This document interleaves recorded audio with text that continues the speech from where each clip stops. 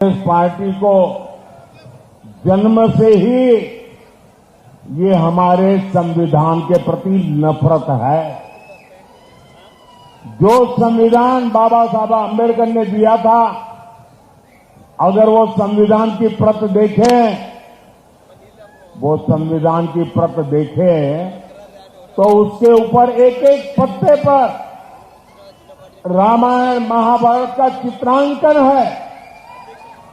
हमारी संस्कृति, हमारी परंपरा का चित्र है इस पर, और हमारे संविधान की, भारत की महान सांस्कृतिक विरासत के साथ उसको कड़ी रूप से जोड़ने का एक अद्भुत प्रयास था।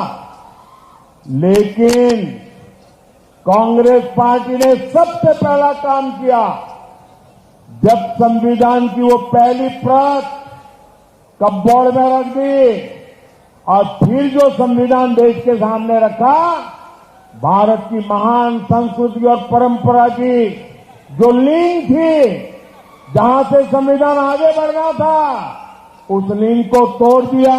वो सारे चित्र हटा दिए और खोखा बना करके रख दिया। पहले दिन उन्होंने संविधान का अपमान करना शुरू कर दिया था। ये शाहजादे के दादी के पिताजी, देश के पहले प्रधानमंत्री, उन्होंने ये पाप किया था। उसके बाद उनकी दादी की बारी आई। उनकी दादी ने संविधान को चूर चूर कर दिया, देश में आपातकाल लगाया, देश के लोकतंत्र को ताले में बंद कर दिया, देश के लाखों लोगों को जेलों में बंद कर दिया, अखबारों को ताले लगा दिए। संविधान का घोर अपमान पहले प्रधानमंत्री उनकी दादी के पिताजी ने किया, फिर बड़ा अपमान उनकी दादी ने किया। तीसरा पाप, इनके पिताजी जब प्रधानमंत्री थे शाहजादे के, उन्होंने एक ऐसा कानून लाने की कोशिश की। ये संविधान की बातें करने वाले जरा अपने झरोखे में देख लें। उन्होंने ऐसी बातें की, देश के मीडिया को, देश के अखबारों को डराने के लिए एक ऐसा भयंकर कानून लाए। देश का सारा मीडिया मैदान में आ गया, देश का विपक्ष मैदान में आ गया, संविधान के रक्षक भारतीय जनता पार्टी के लोग मैदान में आ गए और उनके पिताजी को झुकना पड़ा। और वो जो संविधान पे खिलवाड़ की कोशिश करती थी, वो उनको रोकना पड़ा। ये संविधान को उनके परिवार के 3 लोगों ने तबाह कर दिया है।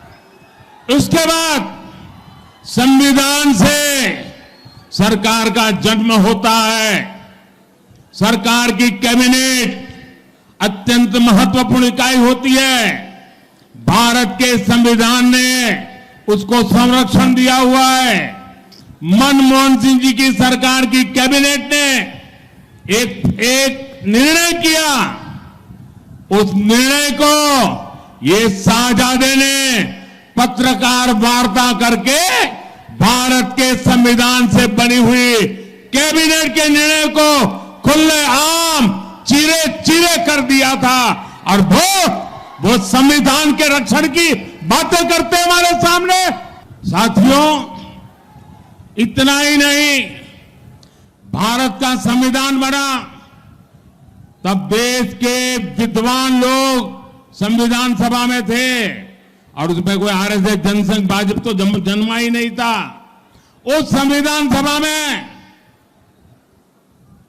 चर्चा हुई, महीनों तक चर्चा चली। डॉक्टर बाबा साहब आंबेडकर ने अपने विचार रखा और संविधान सभा ने निर्णय किया कि धर्म के आधार पर इस देश में कोई आरक्षण नहीं होगा। आरक्षण दलितों, आदिवासी, ओबीसी के लिए ही होगा, औरों के लिए नहीं होगा। लेकिन आज ये शाहजादे और उनकी चौकड़ी बाबा साहब आंबेडकर की पीठ में छुरा भोंक रही है।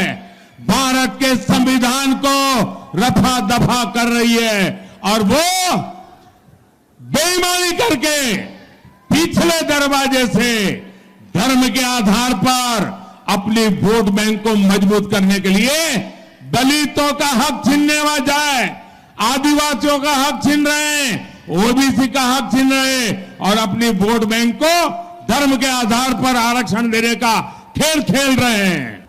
ये कांग्रेस वाले जरा कान खोलकर सुन लो, ये मोदी संविधान मेरे लिए मेरा धर्म ग्रंथ है, मेरी सरकार चलाने के लिए मेरा धर्म ग्रंथ है।